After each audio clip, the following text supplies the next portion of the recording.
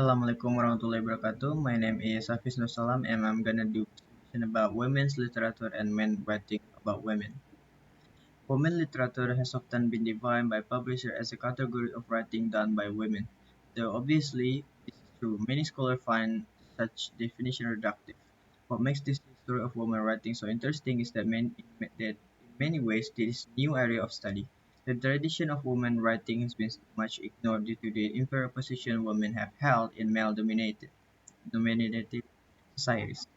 It is still not unheard of to see literature classes or anthologies in which women are greatly outnumbered by male writers or even entirely absent.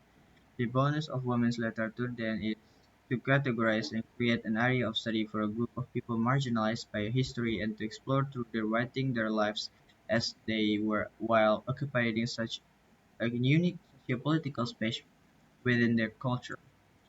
When women write women, the results are tiresome. Reading a random, you will occasionally come across Lisbeth Salander, a Maria Dmitrievna Akrosimova, or a Mayuat, a character with inferiority and what feels like her own life off the page. Far too often, though, when you open up a book by male writer, even a good male writer and occasionally even great male writer, you encounter ladies who are a variation on one or more of or four themes. Virgins who are mother bitch. Sometimes the ladies begin as one, usually virgins, and progress through the others by the end of the book because character development. Emma Bovary holds the distinction of kind of being all four at once. The academic disciplines of women's writing as a discrete area of literary studies is based on the notion of the experience of women historically has been shaped by their gender, and so women writers' definitions are a good worthy of separate study.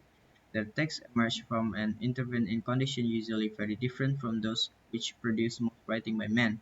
It is not a question of the subject matter of political stance of particular author, but her gender. For example, her position as a woman within the literary world. Women's writing as discrete area literary studies practice is recognized explicitly by the number of dedicated journals, organizations, awards, and conferences which focus mainly on exclusively on the text produced by women. Women's writing as an area of study has been developing since the 1970s. The majority of English and American literature programs offer courses on specific aspects of literature by women, and women's writing is generally considered an area of specialization in its own right. I think that's all about my presentation, and thank you.